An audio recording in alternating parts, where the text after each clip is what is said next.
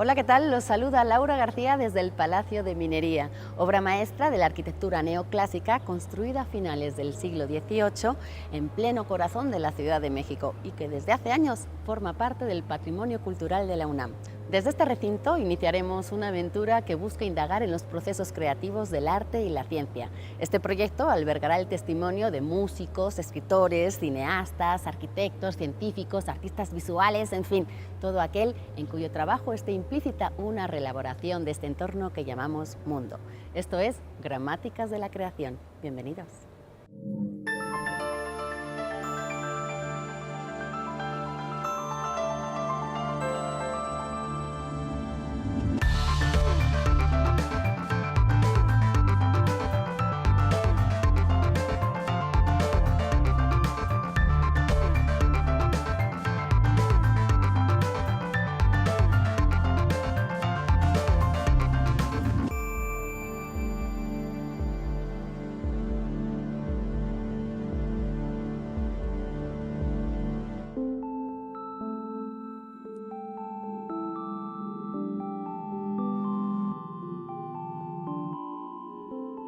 Considerado actualmente como uno de los artistas mexicanos más relevantes en el ámbito nacional e internacional, Javier Marín concibe su obra escultórica a partir de una idea clara de cómo va a ser su forma, con qué materiales se va a resolver, sus dimensiones y las soluciones técnicas para su materialización, de manera que la mano de cada uno de los artesanos que intervienen en el proceso queda implícita en la pieza final.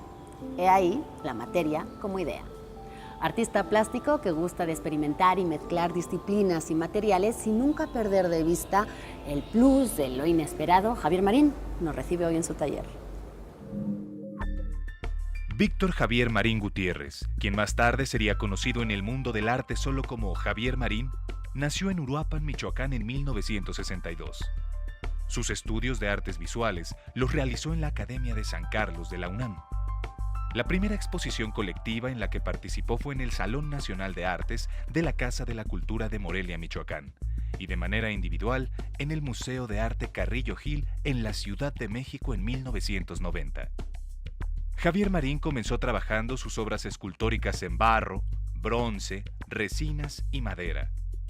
Su inquietud por innovar lo lleva a experimentar con mezclas de materiales orgánicos e inorgánicos.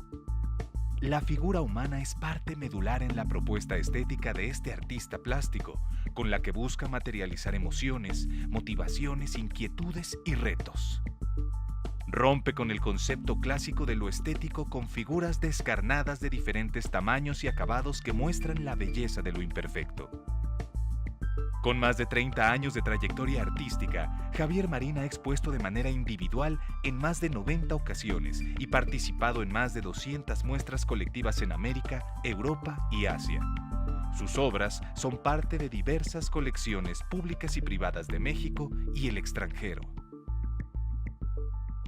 Yo parto de una idea y cuando la idea está en mi cabeza y tomó el lugar más importante, porque tengo que decirte que hay muchas ideas en mi cabeza esperando materializarse, es porque ya está muy claro cómo va a ser la forma y en qué material se va a resolver, las dimensiones que va a tener, las proporciones y las soluciones técnicas. Entonces empiezo con una idea y de ahí me voy a hacer algún boceto que necesito, siempre más de apoyo que intentando hacer una cosa terminada.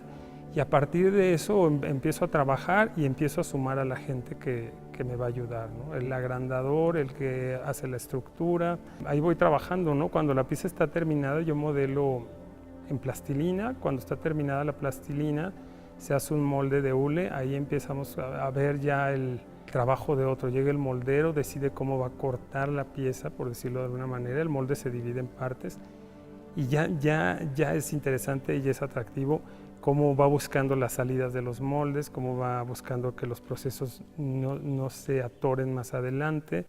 Entonces hay una serie de temas ahí que para mí son muy atractivos y es ahí donde empiezo ya a dejar a la vista la mano de esa persona, la persona que va con los moldes. Después de eso se hacen ceras para el proceso de cera de bronce, la cera perdida. Entonces empiezas a sumar una especie de capa sobre capa, de mano sobre mano. Está la mano mía, está el moldero, está el cerero, están una infinidad de personas que trabajan para llegar al objeto final, y puedo decirte que casi la huella de todos está a la vista, está y forma parte de la pieza terminada. En un principio trabajaba yo solo, y cuando alguien se empieza a integrar, empiezo a descubrir en la mano del otro, en las ideas del otro, que interviene con una idea totalmente distinta a la mía, a una idea que tiene más que ver con solucionar problemas prácticos, y estoy atento, ¿no? Hay marcas que me parece que son muy importantes y procesos intelectuales sobre mi trabajo que me parece que son importantes. El ser humano a través de su propio cuerpo, ¿no? Y la reinterpretación que yo hago como ser humano de mi propio cuerpo, ¿no? Entonces, hablar un poco a través de lo que tenemos, de lo palpable, de lo que se ve, hablar un poco de lo que no se ve. Yo creo que por ahí esa es mi eje principal. Y sí hay todo un ejercicio constante que tiene que ver con los materiales.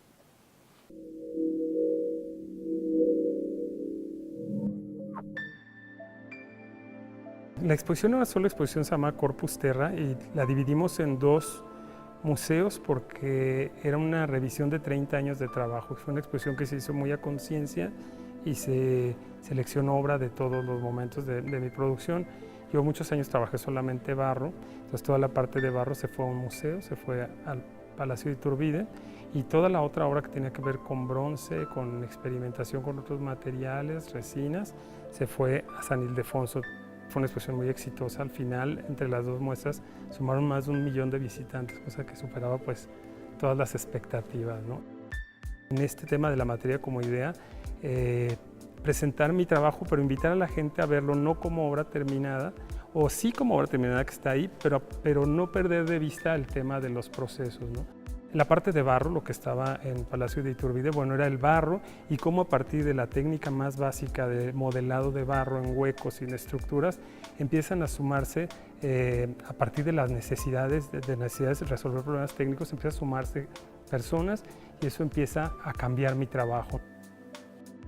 Buscando no perder ese plus del accidente, de lo inesperado, es que empiezo a mezclarle materiales orgánicos a la resina. La resina es un material muy estable, es un material industrial impecable. Entonces yo lo que hago es meter materiales orgánicos, que te hablo desde, no sé, amaranto o carne seca, y empiezo a generar una serie de accidentes para no perder esa otra línea, esa otra constante en mi trabajo, que es lo inesperado, lo accidental, ¿no? La gente a lo mejor se ve atraída por la forma, se acerca, pero cuando descubre el material, bueno, hay aparte de la sorpresa, hay una serie de cuestionamientos diferentes, ¿no? O adicionales, ¿no? Entonces empieza a preguntar por qué amaranto, por qué carne seca, y empieza a tener como más herramientas para jugar o para crear un diálogo, ¿no? con la obra, con la pieza.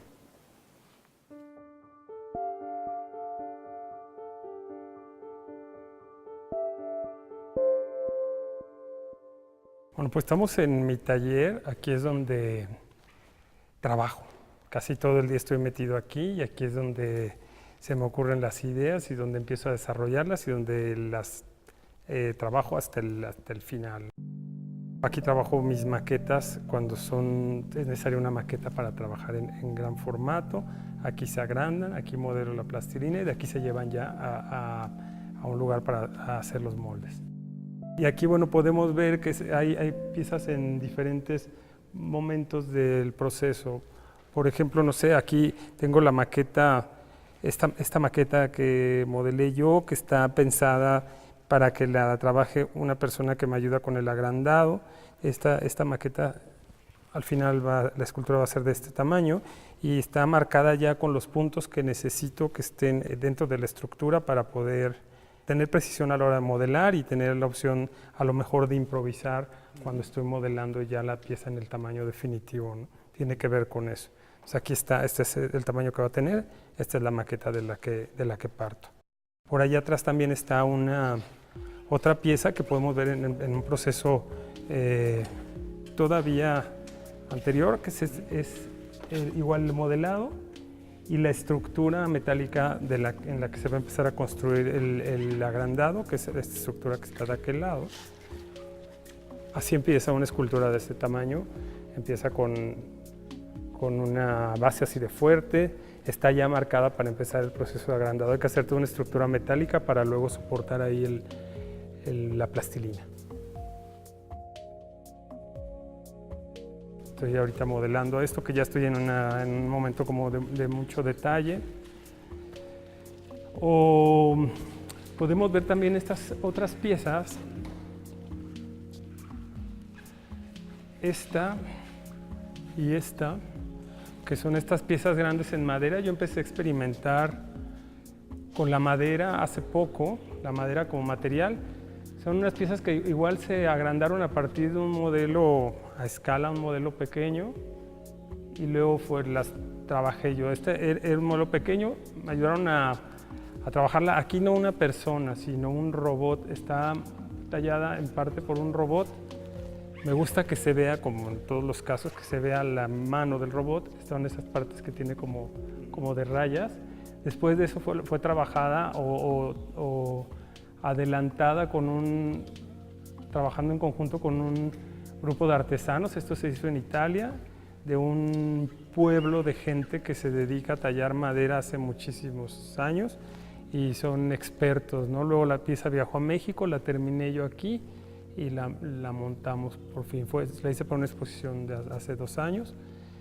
Me encanta también la idea de mezclar disciplinas. Estoy haciendo algunos ejercicios más sobre obra bidimensional, más que escultura.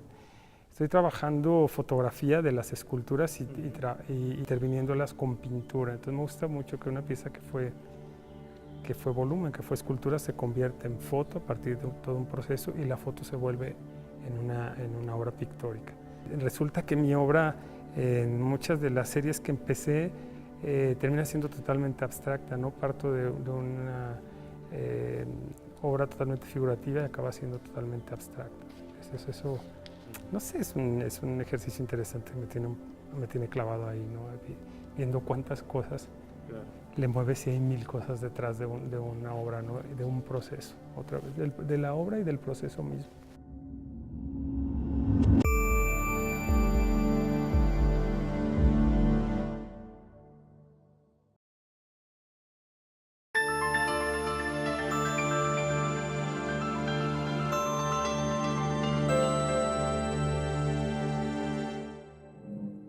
Estamos de regreso en Gramáticas de la Creación y nos vamos con Héctor Infanzón, destacado concertista y compositor mexicano para quien la música es una forma de vida, una experiencia sin barreras ni prejuicios que, llevada a su máxima capacidad expresiva, puede dar lugar a composiciones de refinada síntesis de géneros musicales.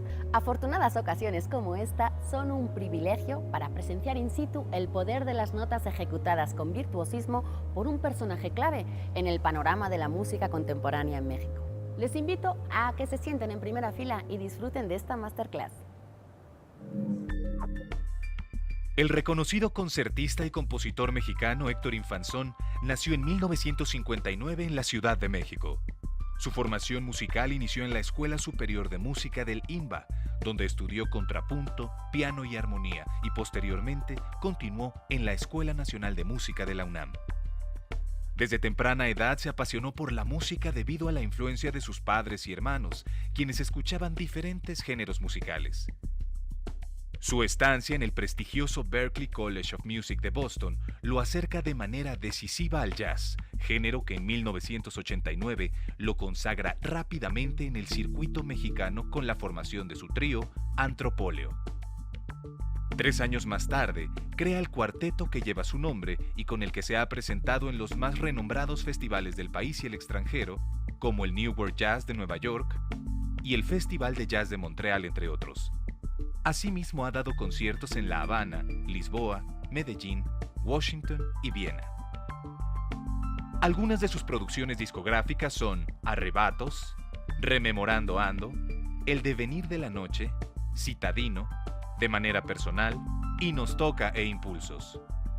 Héctor Infanzón ha sido reconocido con las preseas Lira de Oro y Mario Ruiz Armengol por su trabajo y trayectoria.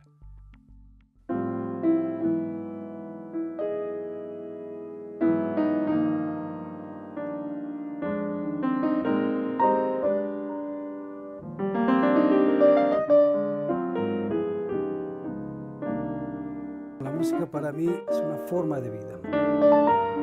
Por definición, para mí es una experiencia vivencial.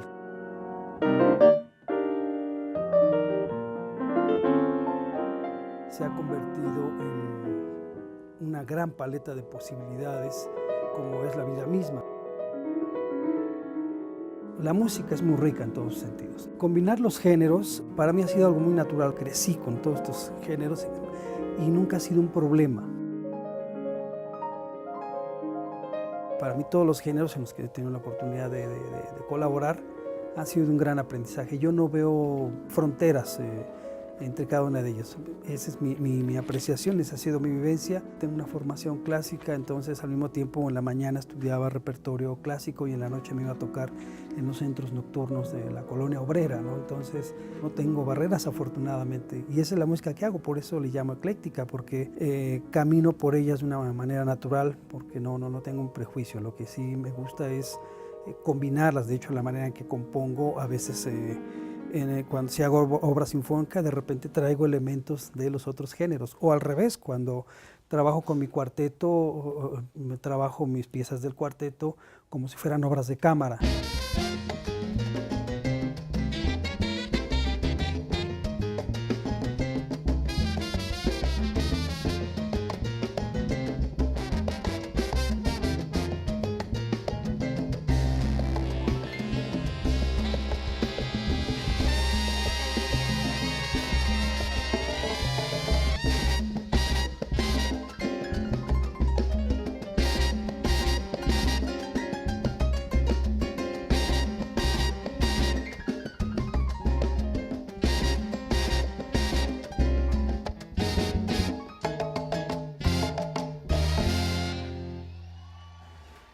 Sí, imaginar una composición, concebirla, cómo nace, es un proceso muy individual, es un proceso muy personal en el que cada quien tiene sus fetiches, sus rituales, sus maneras de abordarlo. Y concretamente a la hora de crear, realmente me gusta mucho caminar e ir en la calle imaginando cosas, oyendo, y mientras voy oyendo, voy cantando, y tengo mi grabadorcita o llevo mi teléfono donde inmediatamente plasmo con la voz, los voy cantando, se me ocurre una segunda parte, la vuelvo a cantar, entonces voy en la calle, y así me pasa, ¿no?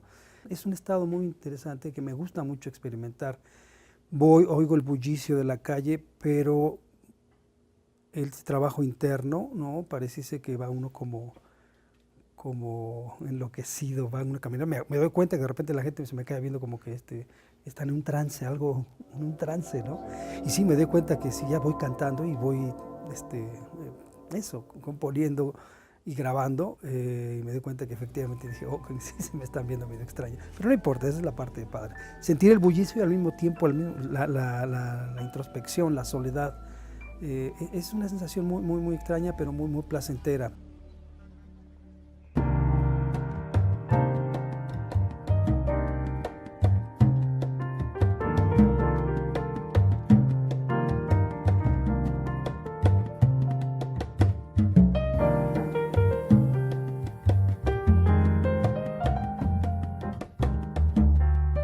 Por otro lado, una de las herramientas más importantes para mí de composición siempre ha sido la improvisación. Sentarme al instrumento como si fuera una página en blanco, una paleta, ¿no? Y un lienzo en blanco y tener mi paleta de colores. Eso es lo que me encanta de sentir cuando me siento al piano. Y bueno, ya de muchos años para acá pongo la grabadora porque no sé qué va a suceder, porque voy a improvisar. Entonces de repente de esas improvisaciones nacen las ideas que después se convierten en obras sinfónicas o un concierto o una pieza para mi cuarteto o para el proyecto que me sugiera la música misma, ¿no?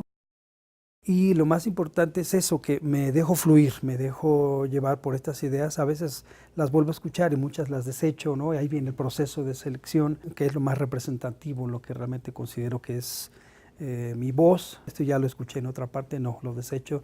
Esto sí me parece motivo para desarrollar. Así pasa, ¿no? Entonces, estos dos son los elementos más importantes para mí.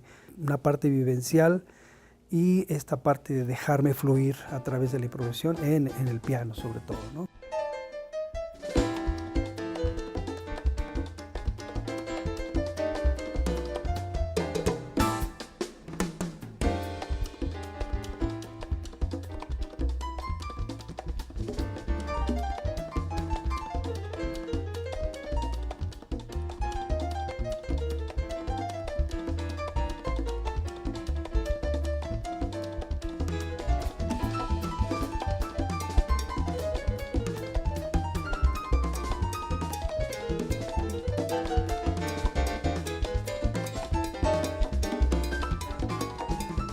Yo definiría mi propuesta estética como dos elementos muy importantes, que es la improvisación y el eclecticismo, ¿no?